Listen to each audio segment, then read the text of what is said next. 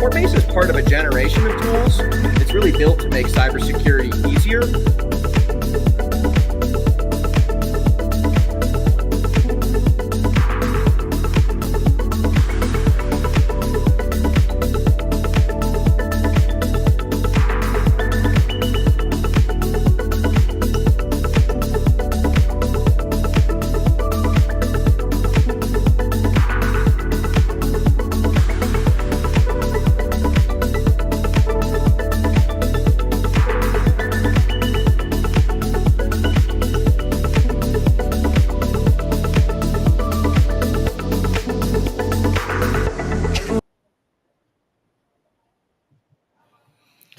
Hello, and we're live. Welcome back to the MSP Cyber Roundtable. Matt Fish from Fort Mesa here. Mike Bakaic from Iceberg Cyber, live from someplace in the world. Welcome back. Great to be here, Matt. Tuning in live from the Marriott in Madison, Wisconsin. I can't believe it. You're in like a lobby or something, and for some reason it doesn't sound like a shopping mall. It's because I got my fancy lapel mic on. Does it sound good? Can you hear the smooth rock background music in the lobby? No, just a little bit around the edges when you talk, I guess. No, that's good. I could put noise cancellation on, but the lapel mic makes a whole difference. I'm actually thinking about starting to use the lapel mic at home instead of like my giant USB mic, because I feel like the USB mic gets in the way. And everyone here can really tell you're a gearhead. So why don't we take an opportunity to talk about your gear, because you've got a whole rig, right? I posted a picture on my LinkedIn a few hours ago, because this is podcast number 2 of today. I recorded a podcast earlier with Hunter Nelson from Tortoise and Hare. So the normal stuff, I got the little laptop stand, like one of those little fold out standy things to get the laptop up, and then I got my Bluetooth keyboard so I can sit ergonomically, which has been a huge improvement, because I used to just like hunch over my little laptop. I got it's a 13 or 14 inch ThinkPad, right? So usually I'm just hunched over like this, but now with the laptop stand I can sit nicely. There we go. There's the pic. So you can see the laptop stand. That has been a good addition. That was like $30 or something, whatever. Just buy the cheapest Amazon one that you can find. The keyboard, this one I liked because the keys are silent, because I don't like the clicky keys, right? So I like the silent keys, but it's the foldable open. Yeah. And no, the folding's fine. It's just like the split left and right hand. So I'm still weird? Typing, because my keyboard at home, and my Are keyboard you old at home, enough? I vote as the best keyboard. We can talk Are about you that old later. enough for those old Microsoft split keyboards? Did you ever experience that? No. Oh, they were in vogue for like 10 years back in the 90s. Anyway, that was when I was a kid, so like late 90s, early 2000s. I was all Macintosh because my mom was a teacher at the time, so we get like the teacher discount, and Apple computers had the education space cornered at the time.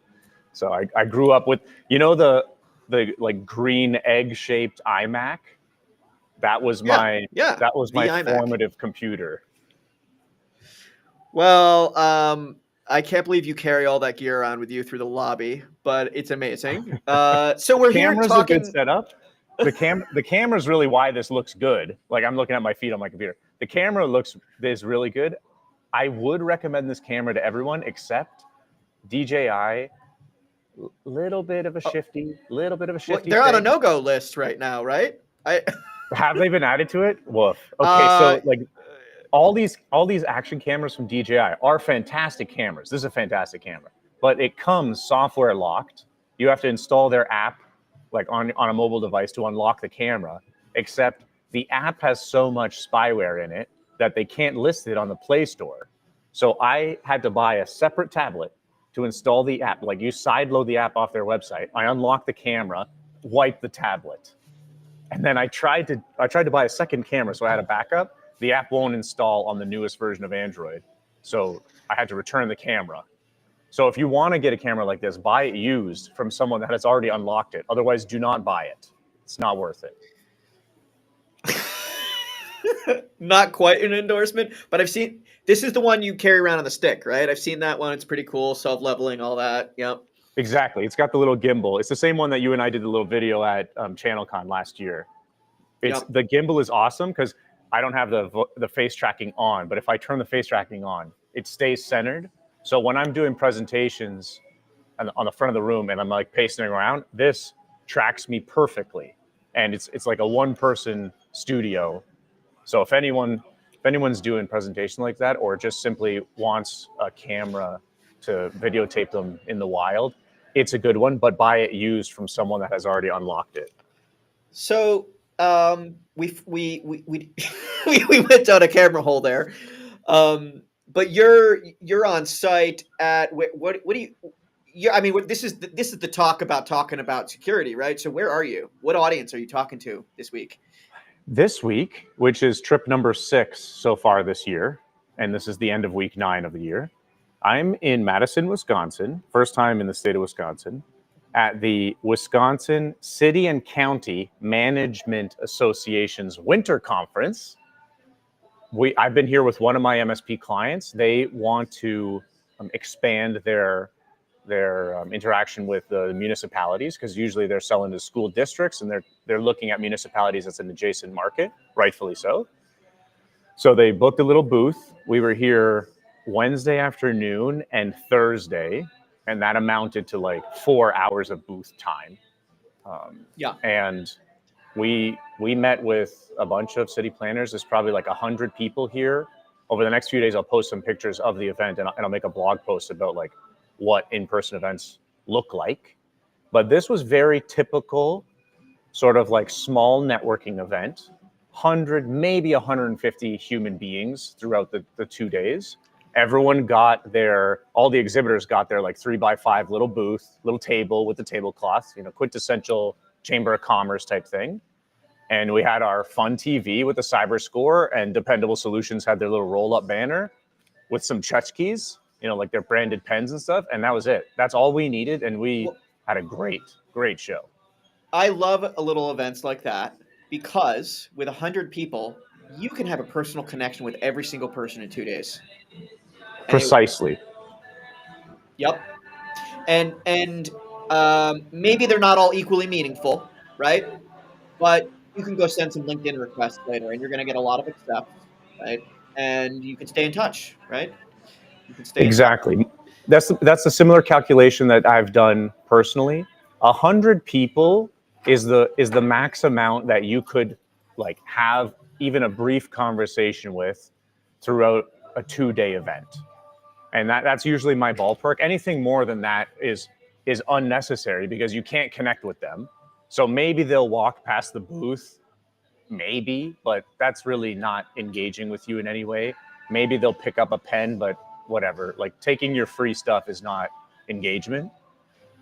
With 100 people, you can at least shake hands and say hi, and with all the little mingling. We booked in 30 names into our CRM over the last 2 days. And by we, I mean the MSP that I was with, because I was undercover as part of their team. So that gives you a good number. And those 30 names came from 4 hours of foot traffic. Because on the first night, we had like a 2-hour mingling session. And then it was really just one main day. But for all of you that have been to some of these networking events, most of the action happens in the session rooms. So just like in ChannelCon, where the attendees are going to the presentations, like the vendor hall, they walk around when they want to get free stuff, or the coffee is in the vendor hall, thankfully. So we probably safely got 4 hours of foot traffic, and from that 30 names that we put into Go High Level, and the rest were just like say hi and walk around, but not really interested. Well, talk to me about how you took. So, and I love the size of the event that you're talking about because it's the edge of what would be considered the absolute minimum amount of relationship building you could do in a sales process. Whereas if it was more people than that, most of those relationships would be awareness marketing, right? Correct. Which has its own value, but is a separate thing, right? So. This is a management association. A lot of what is it like? Town, county supervisors, stuff like that. Like, Precisely. And These are the city administrators. That was the most common job title that we saw: city administrator for the county villages that we talked. I'm back. Okay, it only cut out for a Restream is second. recording the local copy.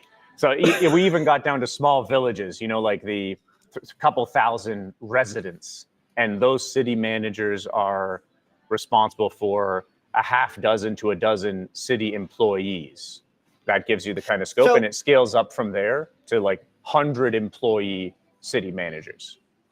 So the opportunity, like, you're there as supporting an MSP, but there's other vendors there really supporting all aspects of shared or outsourced services, I would imagine, right? Correct. Along with thought leaders in municipal management, I would guess. So what's the pitch? The pitch for the MSP, like, is there we're not even up to pitch, I guess. Like, what's the big idea? Or what's at the headline at the top of? Is there a backdrop on the booth? Like, what does it say? Or what's the first words out of your mouth when someone walks up to you? Okay, those are two questions with two different answers. Let me answer the first one. What's the backdrop of the booth? The backdrop of the booth will be very familiar to most MSPs.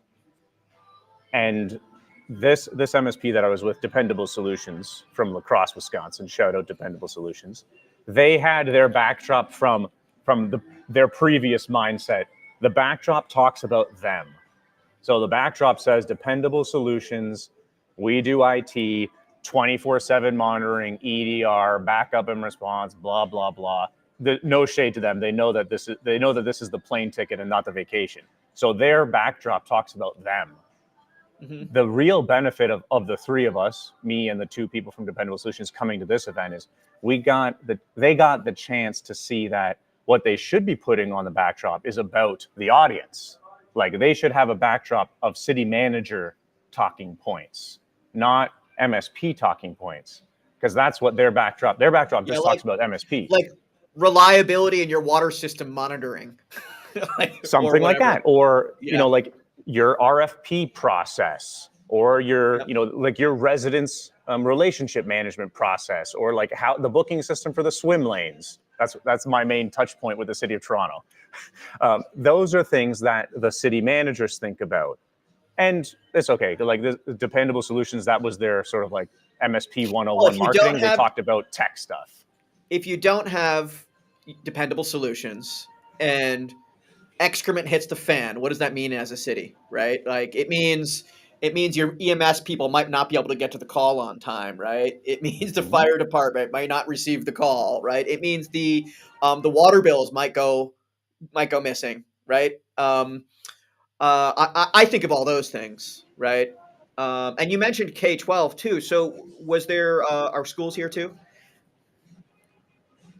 Not at this event, but I've been to 2 K-12 events in the last 6 weeks, and there was actually a great K-12 cybersecurity event hosted this week that was, because I got double booked, wasn't able to go, called K-12 SIX, SIX, all in caps. They're a great thought leader for education cybersecurity. It's a nonprofit. The website's k12-six.org. So if anyone's interested in learning more about cybersecurity for education, go to their website. Their annual conference was this past week, and I missed out by not going. But very similar type of personas, where the decision makers for the cities, they're city administrators, or for the school districts in the United States, they're superintendents. They both report to boards, and some cases trustees. Some are nominated, some are elected. That dynamic is different than in many small businesses, where you're talking to the business owner, because the business owner for a small business, usually there's no like board of directors. The board of directors is the business owner. Yeah, they can make a decision right there, right? They make the decision. Whereas for a superintendent or the city managers, they make the decisions, and then they have to justify them to a board of directors or trustees that critique them, and in many times critique them relentlessly. So their decisions are highly scrutinized. It creates a different dynamic.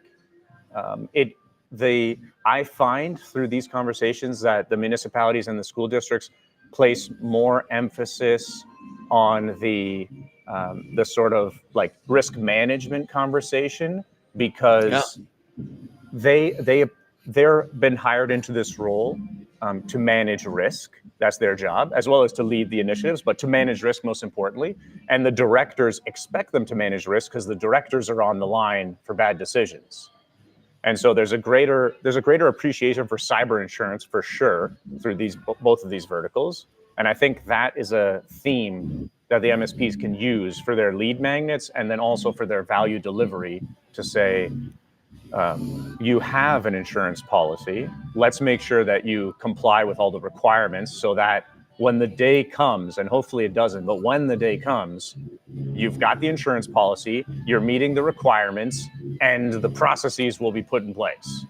So these are cold opportunities, but they're hopefully warm or hot by the time they reach the end of a very short conversation.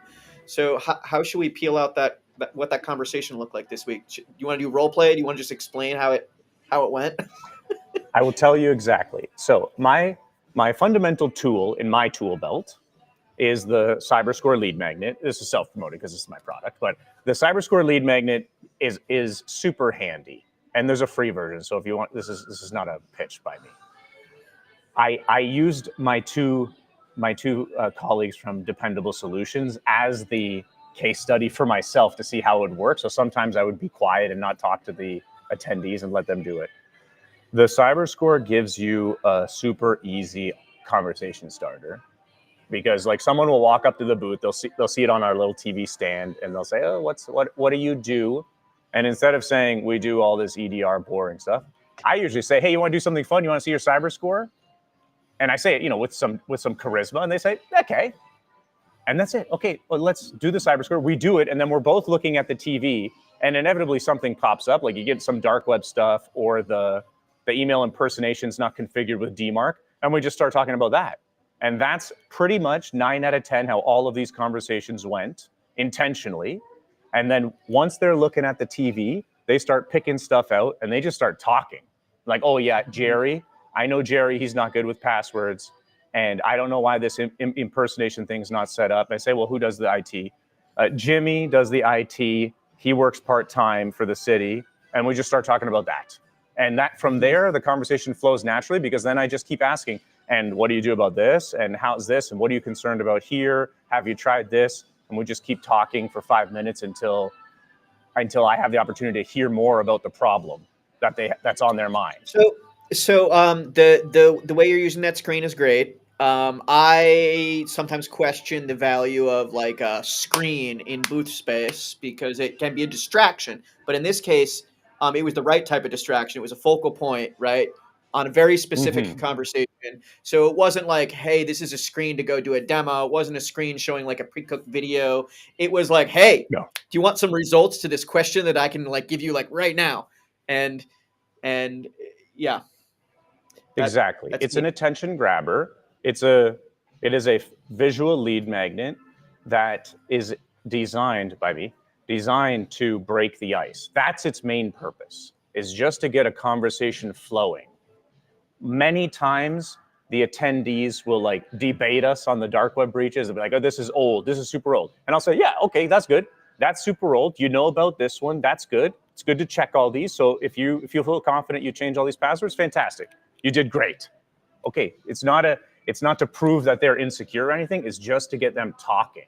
Because when they're talking, they're telling us stuff. We're learning about their problem. We can ask more questions, and from there, the sales process continues on. So that's why it's valuable, is because it just gets them talking. All right. So you've got 30 leads. Presumably they're in Go High Level, which is a CRM that's super easy and low entry point. What happens now? Sequence, nurture. You've got a call set up. Like, where does the sales process move from here? Well, Matt, you ask a great question, because the money is in the follow-ups. That's a very important thing for everyone to remember. I'll tell you exactly the follow-up sequence that we started already, because the Dependable Solutions team was like right on it. They were filling in notes in high level, and they've already sent out some of the follow-up emails. Here's some messaging that you can use frequently, and it happened many times with these city managers. They would do their cyber score. We would see some dark web breaches. That really was fine. You know, that kind of just got them chit-chatting, but not really moving the needle. Then we would look at the DMARC setup, which are the DNS settings that prevent baddies from sending emails that impersonate an email address on that domain, which was a great talking point with the cities because most of them didn't have DMARC configured. So I would say, hey, this is something that you got to check out, because I could send an email from admin@thecityofmadison.gov to anyone, including your residents, and they would think it came from you. That really got them peaked up. And so they would start talking about that. This is a great follow-up. So I said to them, hey, who does your IT? Most of them said they have someone internal. Those were the cities that had like 20 or more city staff, and their internal IT person was working part-time, which is a great opportunity, especially for Dependable Solutions, because this was the type of relationship they were expecting, to have a co-managed opportunity. And the reason it's great is I would reply saying, fantastic. Okay, I'm going to send you a quick email, because fixing this email impersonation stuff is very easy. And maybe your internal IT person just hasn't got to it. So I'll send you the instructions, and then I can check in with them to make sure they set it up. Super easy. And they would say, thank you. And they give us their contact information. This is the DMARC configuration, right? DMARC, exactly. Yeah. Most people don't have DMARC set up. Waving to one of my friends from the event. Okay, so great segue. Now we have a reason to follow up the IT person, and you got to approach this collaboratively, because often the internal IT person will get their back up, and you don't want them like to be defensive, right? Yeah. But this is the collaborative opportunity, because the reason it's good for most MSPs to do this sort of like co-managed, and specifically for Dependable Solutions, is when the city has one IT person, like one human being do IT, they really don't have anyone doing IT, because that one person goes on vacation and wants to go fishing and gets sick and needs to take days off. And if they're on vacation, they have no IT department. So that's the opportunity that Dependable was expecting, and has a whole like line of messaging to follow up on, is to say, great, you have someone internal, fantastic. Let's keep them doing exactly what they're doing, and we can augment with more resources and diverse skill set, because Dependable's got like 20 brains at their company, and you get fractional access to it, and all the other benefits of having a full team, and then the company doesn't go on vacation, so you don't have any downtime. And if you need to do some project work, Dependable's there, et cetera, et cetera. So that's sort of the line of messaging that they're going to use as follow-up. And then this whole way in with the DMARC conversation is the lead magnet to build trust with the city administrator, because then Dependable's going to follow up with the city administrator and said, we've helped the technician, your IT person, everything's great, looks great. What other issues do you have that we could help with? And they're going to keep going. Wait. So stop there. I just want to point out some things. So far in this relationship, there's been value demonstration, and then there's been a follow-up value proof, right? So the value demonstration is the cyber score, right? But it's really just like, someone might poke at that and say, well, how valuable is that really? And then you say, well, let me prove it to you, right? So then you got in there, you actually provided actual value that they could take away, right? And which is really like, that was low effort, right? And low investment on a per relationship basis, right? What is that, like 2 touch points, 3 touch points, all in there, something like that? Exactly. Yeah. So now what? Well, now the lead can be qualified as a prospect. That's the next stage in this jump. Like all 30 of these people, they're leads. They very well may not be prospects. Like maybe they don't have any problems that need solving, which is okay. We'll come back to that. Remind me to come back to that. But let's say we go through this exchange and the internal IT person says, gee, thanks for helping with the DMARC stuff. We got it set up. Then it goes back to the Dependable Solution, like the MSP salesperson, to follow up with the decision maker at the city and say, we helped with this, and start like proffering other lead magnets that we have to qualify whether they have more problems that the MSP can solve. And that's sort of the dance in the sales process that we're in, is we have to use our intimate knowledge of the city's problems, or cities' problems in general, to try and help the city manager discover whether they have other problems that we can solve. So similar types of businesses typically have similar problems if they have similar investments in technology, right? So I guess the important thing here is to really know your customer, right? And to target that vertical so that you understand them. I mean, unless you're going to sit down and they're going to consultatively interview with you, right? And you're going to learn all about their business. It really, like, if you're just going to go in cold to a customer without that consultative beginning, you have to already know all about them. And the only way to do that is to have already been there someplace else, right? So precisely.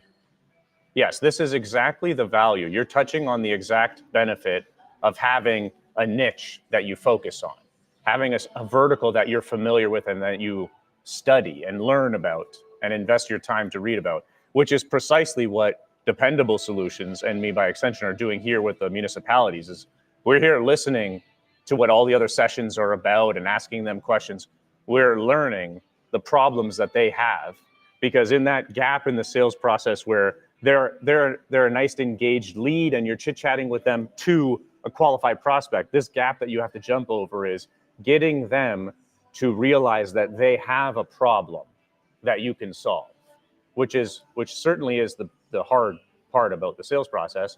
But the better you know the problems of the vertical, the easier it is for you to help them realize that they have one or many of those problems. Yeah. So, okay. So someone trusts you, you've presented. How do you get to proposal? Like, that's if they have problems. Like, I guess they say, like, hey, do you want to come fix all these things? Or, like, at what point do you say, okay, it's time to figure out a relationship here that works for both sides? That comes after you really emphasize the problem with them and can clearly define it. This is my opinion and my practices. So they tell you what the problem is, right? Exactly. Like, that is the best case scenario. If they came up to you and told you, I have a problem because, we are a 25-person city and we have one person doing IT, and for 2 weeks out of the year we have no people doing IT because they go on vacation. That's a great problem, because then you can unravel that, and the problem is resiliency, and the city needs resiliency and backup, and you help them quantify the pain of the problem right now. Like, if you wanted to hire another IT person, it would cost you X amount of money. So if that's option A, here's option B, joining us as a co-managed client. And then you help them compare the options and make sure that it works for them. But it starts with helping them understand the problem. And then you just keep poking at that, not maliciously, but just like keep scratching away until you get past the surface problem and like the problem deep down. And then when they say, yeah, the problem business problem, not technical problem, right? Not technical problem. No, like, no one really cares about the technical problems. No one's saying I need a new RMM tool. Only MSPs say that kind of stuff. But the city managers, they couldn't care less about that. They don't know what those letters mean. They just know that, like, when Jimmy goes on vacation to his fishing camp for 2 weeks every year, they have no one answering the tech support questions. And when the other 24 employees can't log into Outlook, they just don't do anything for 2 weeks. Okay, pick on that. And what happens when you can't log in, or you can't get to Outlook, or there's no one to call, or you can't plug in the laptop to the projector? These are all the problems that the city managers realize. We can't submit RFPs. We can't process any of our vendor stuff, blah, blah, blah. That's the problem that you help them solve. You have to try and quantify what this pain is worth to them. Those are the triggers. Then you help them understand what their other options are, and don't be shy to help them understand the other options. If you're not the best option, hiding the better option is not going to build trust. Like, if you're not the best option, tell them the better option. Well, why don't you play Dr. Lead Magnet, and I'm going to pretend to be an MSP for a moment. So I'm just going to guess at, like, what I would propose there in that situation. If this was, let me talk about 5 years ago first. If this was 5 years ago, I would have said, well, you guys definitely need a company to manage your firewall, right? And it's gonna, we will get you a brand new firewall that stops all the baddies, and we're actually gonna, there's no upfront costs. We're gonna rent this to you, and it's N number of dollars per month. And the benefit of buying that from us is actually we're gonna be on call for you. We're gonna be on call for you, and if you need our escalation resources any point through the year, here's our rate schedule. And I might say something like that. And today, I think the firewall sale's out. We don't center our practices around the firewall sale anymore.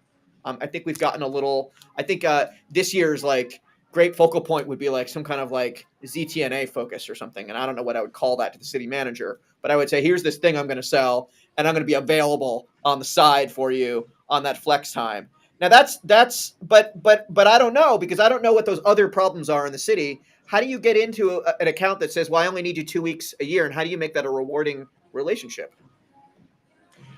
Matt, I almost fell asleep when you were trying to sell me a firewall. I can say with a lot of confidence that no city manager would care about hearing about the firewall. Well, I'll tell you what, I hear this from my partners almost every day. Which are like, you hear that from MSPs, or you hear this from vendors? Yeah, my MSP partners, right? That's what they go out with. So you hear them trying to talk about firewalls in the sales process. Oh yeah, they love the firewall sale. I mean, they loved the firewall sale for the last 5 years. Now they love ZTNA. Okay. Let me give one take on that, and then I can try and reframe it with the city managers. And I talked about this with Hunter, so you're getting a double dose of the vacation here. Talking about the firewall or any sort of the internal features or tools that the MSPs use, I think it's a distraction, and it's a waste of time in the sales process, because the prospects, they don't wake up thinking, I need a new firewall. No one really needs the security. Hot take, and I'm going to explain what I mean. No one needs the security. The security is a requirement to achieve some objective while exercising duty of care.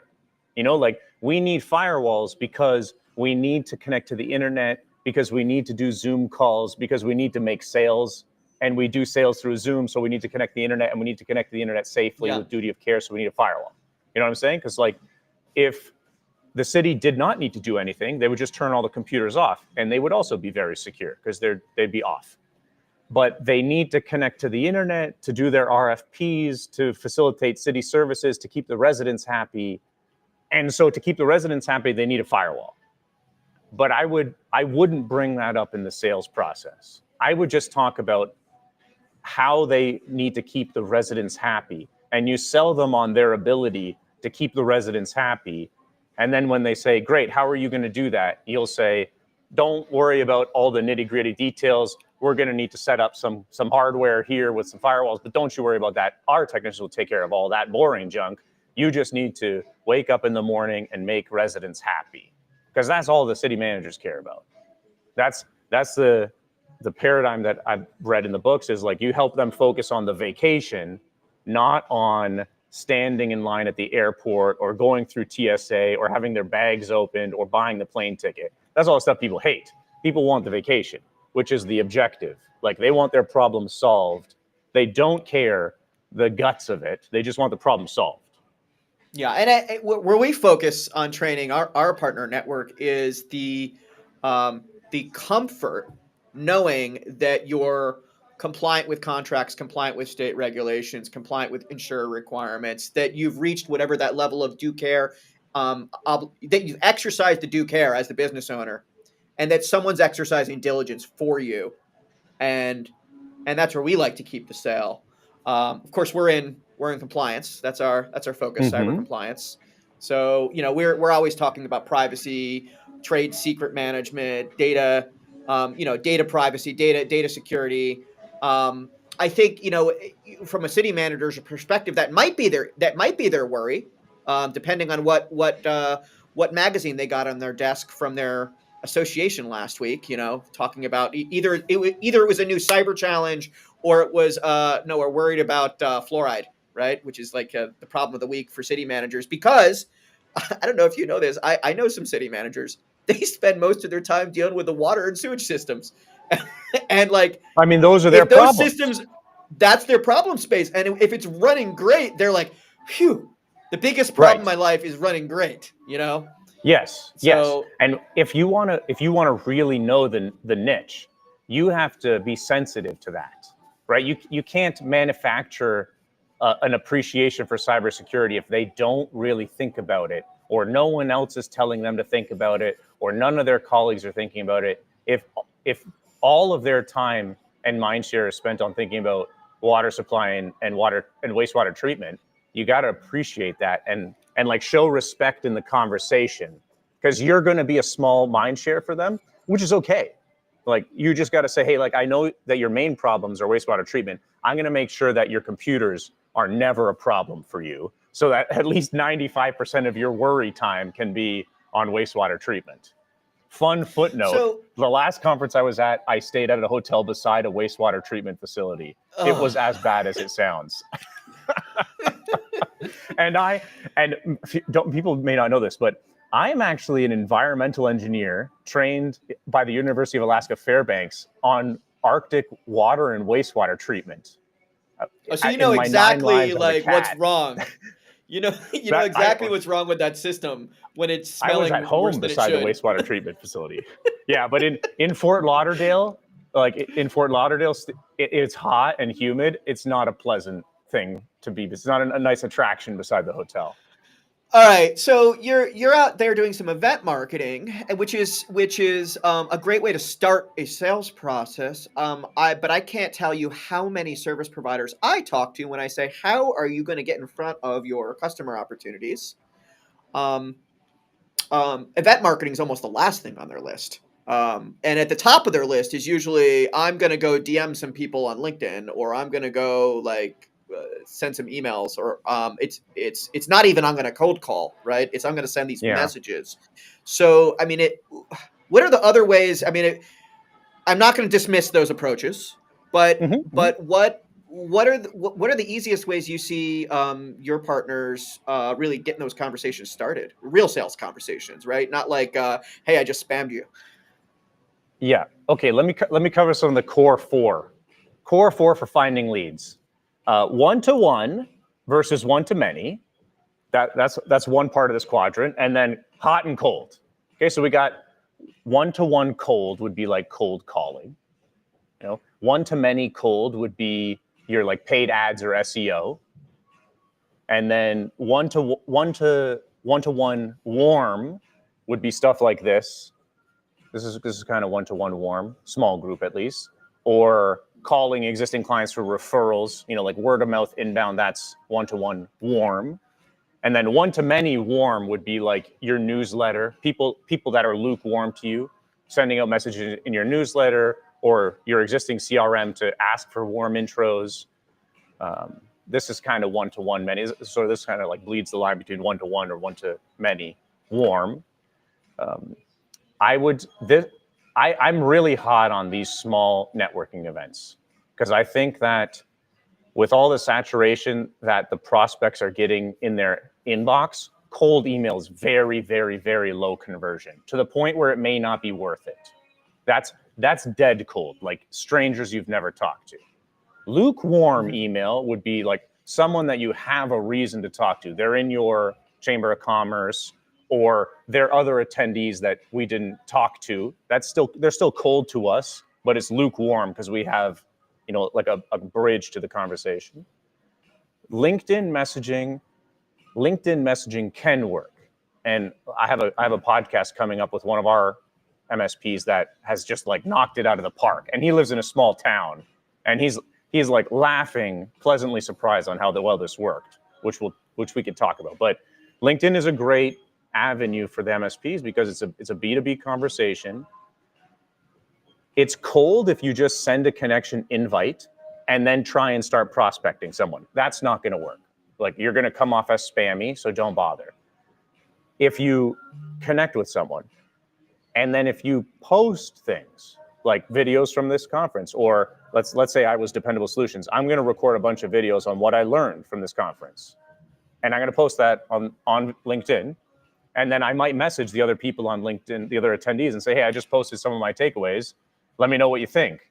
That's a one-to-one or one-to-many if you do it in bulk, lukewarm, which is a worthwhile prospecting mechanism. And then, we can use the CyberScore to do the cold emails, low probability, or the newsletter is a good one, or you have it on the website as a lead magnet. If you're doing like SEO inbound, that's a good way to capture some attention. So I'm just trying to imagine this. So I've had success on LinkedIn too. And you're right. It's not the cold messages. It's you're creating content, people interacting with it. They're creating content, you're interacting with that. Or, and this is my favorite, neither of you are creating content. You're down in the comment thread, right? And you're interacting with each other in a comment thread, and that's a great opener for, hey, do you want to talk on the phone? That's right. That's how you bridge between like dead cold and lukewarm, because you need to do some warm up. And LinkedIn is like other social media are okay as well, but I think from my experience, LinkedIn is the right tool for our MSP to small business owner type of engagement, because it's business focused, professional development focused kind of thing. If you're an MSP, like I'm going to do this with the Dependable Solutions team. I wrote down a ton of notes. I recorded some clips while we were here. Our fun engagements continuing next week. We're just going to chop those up, and then I'm going to have the CEO record some more like 30-second clips on what he learned from being here and problems that city managers are facing, relatable stuff that other city managers could connect with, stuff that he learned from the other vendors, just like thought leadership content, not sales stuff, just thought leadership content. No, it sounds like a social calendar. Is that where you're going? And he's going to post that. And then that's the reason to message the other attendee saying, hey, I just posted a quick video of what I learned from this other session. Let me know what you think. Maybe they'll ignore him. Or after the second or third follow-up where he pokes them about it, maybe they'll say, yeah, that was good. I thought the same thing. It's lukewarm now. Like as soon as they reply, it's lukewarm. Now you can follow up with something else and just keep asking them, not pitching, but asking them the next thing. And in those follow-up sequences, your objective is trying to lead them to realize that they have a problem that you think they have.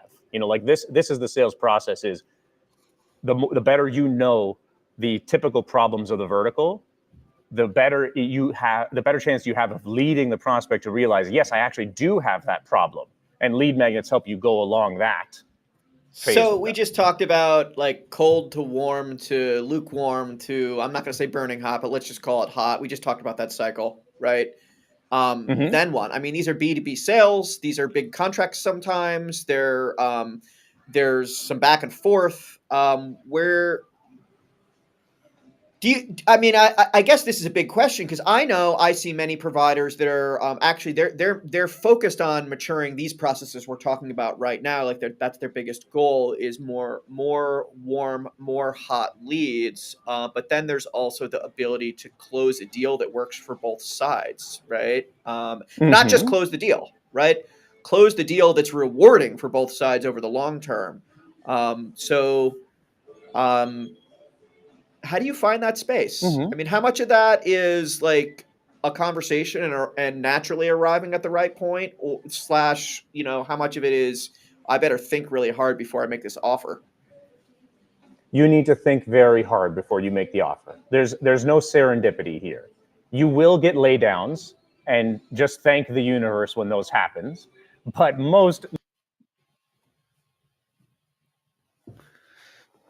the prospect.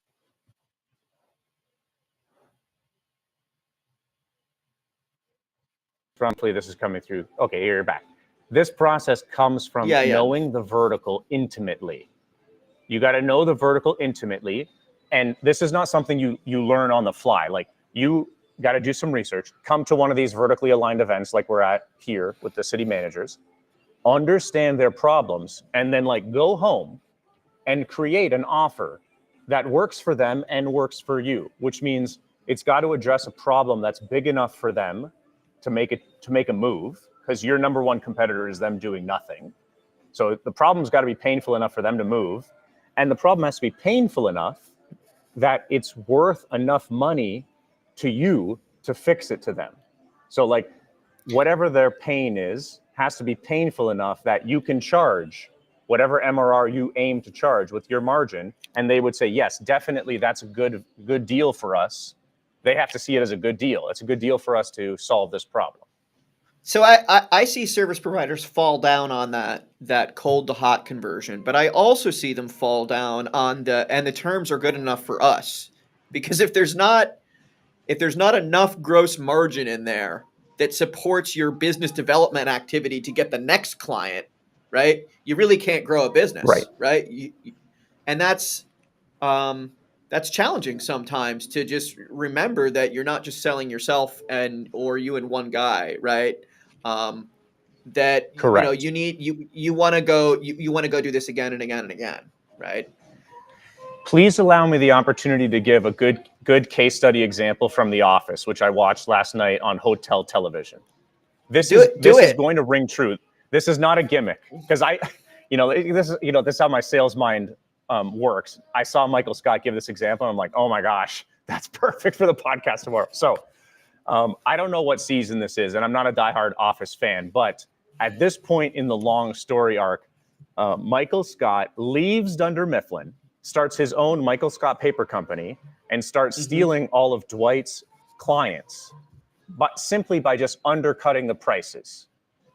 And race to the Michael bottom. Scott, he's the goofy, fallible character. But at one point, he goes to his accountant and says, "I need to hire a delivery van driver, whatever." And the accountant says, "Your business model is terrible. You cannot afford to get any new clients." And Michael Scott gets confused because that's sort of his goofy character. But the accountant says, like, every new client is losing you money because your prices are too low. That should be a good reminder. Like that's the extreme case, and they do it because it's fun on television. But that's the important reminder is like the deal has to work for both of you. Absolutely. Unequivocally. Like you're saying that's the extreme case, but I look at research every year at this MSP channel space, and something like 20% of providers are in that space. That's where they live. They live in the space of they're at a negative gross margin from the perspective of if they had to replace themselves with someone else, they had to go hire someone to replace them, they would actually have to pay more than they're currently paying themselves, right? And that's because they're doing the business management job, they're doing the sales job, and they're like level 3 tech or whatever, escalation resource job, right? And if they were to go to hire those 3 people, right, they'd be underwater. And so that's because of this, right? That's because they're not charging enough for the boxes of paper. Let me put the message to the audience, one of our final messages with time. Okay. And take this empathetically. Realize that I'm quite literally in the arena with you. I'm here with one of my MSP clients, doing it with them. So this is not me criticizing at all. This is me talking on the same level as you. I think the challenge is when you're competing on price with any of your competitors, or even when you're just debating price with the prospect, I think that this comes from you selling the solution to the wrong problem. You're selling like how you solve the problem. You're selling your licenses. You're selling your firewall, like Matt was talking about. If you're talking about firewall with a small business decision maker, you're selling a solution to the wrong problem. Because when they're in the weeds with you, looking at firewalls, comparing firewall specs, this is the wrong problem. Like you need to solve I need to make sure that my residents are happy. And to do that, I need all these services. I need the booking system for the swim teams to be available. I need to make sure the snow removal system is always working. Making sure the snow removal system is always working is the problem you should be selling them on. How you achieve that is your business. How you achieve it is low margin, because then they're going to compare you with anyone else that sells firewalls. They can buy a firewall from Best Buy. And Matt will smirk because small businesses do buy them from Best Buy. All right. But only you can provide them with the snow removal resiliency package. And that is a high margin problem to solve because they really care about that. And they will quantify for you. Whenever the snow doesn't get removed, these bad things happen and we got to pay emergency snow removal and that costs us X per hour. Okay, that is a much higher margin problem for you to solve. This conversation comes from learning more about the vertical, which is the big benefit of picking a vertical or finding a niche to specialize in. The cliche that the riches are in the niches is very true because it makes the conversation far more focused on the high margin problems instead of like just the gears. Instead of the plane ticket, you're selling them the vacation. You want to be on the beach with your feet in the water? That's a $10,000 package. You want to buy a plane ticket? It costs $350. Don't sell them the plane ticket. You sell them the vacation package. So, Mike, I just put the Iceberg logo up here because we haven't talked about your business yet. I know we're talking all about city management. We're talking about your customers, your channel partners, right? That you're supporting in the sales process. We've talked all about selling, but you're selling something too, right? So, what? Talk to us about Iceberg for a minute. Matt, we're talking about my business the whole time. Talking about MSP sales, that's my business. That's what I think about all the time. Even when I'm watching The Office in a Madison, Wisconsin hotel room late at night after a gym workout, that's what I'm thinking about, just like last night. My Iceberg Cyber, the startup company that I created 2022, I had to roll back the clock this morning when talking to Hunter. 2022, summer 2022, we started by focusing on security tools. And the first time Matt and I talked, we were talking about vulnerability management, which is fun to talk about, but like rolling back to 15 seconds ago when I was talking about the vacation instead of the plane ticket, vulnerability management is the plane ticket. Like the reason I started Iceberg Cyber is because I wanted to help small businesses not become cybercrime victims. Okay, that's the vacation, that's the long goal. To do that, I thought I should create some more security tools because I was foolish, not realizing that there are many security tools. The problem does not reside in the lack of tools, because no small business owner is doing vulnerability management. The MSPs will do vulnerability management for them, rightfully so. But if the MSPs can't get the small business to feel the pain enough to pay, then MSP is not going to do the work. They shouldn't do the work for free. And so the small business doesn't get security. So like this is my indirect way of achieving my long-term goal of preventing small business owners from being cybercrime victims by helping the MSPs make the sale. And to make the sale, we use these fun cybersecurity lead magnets because cybersecurity is an important part of our lives. I think it's a hot conversation topic. And by making it easy for the salespeople at MSPs to use that as a conversation starter and drive the sales process, my MSPs are making a ton more sales, and that makes me happy because that means that their small businesses are getting security, and the MSPs are happy because they get to serve more clients and make them happy, so everyone wins. And then I get to do fun videos about MSP sales, and then I get happy too.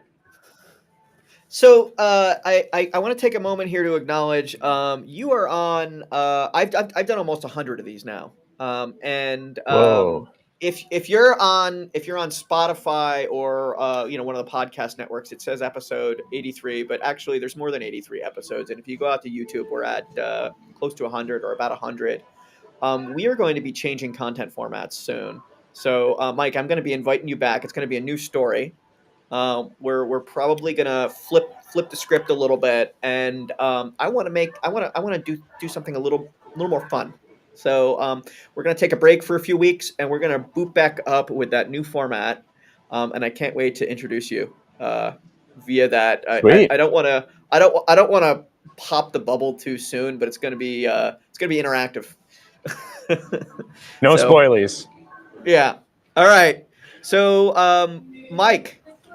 Enjoy your day. Thanks for taking time out in the lobby. I can't believe you have a full podcast rig just like following you around. You're a gearhead. I get it. Hopefully it looks good and sounds good. Because like on my little preview, it looks good and sounds good. Because I got a pet peeve about that. Especially the microphone.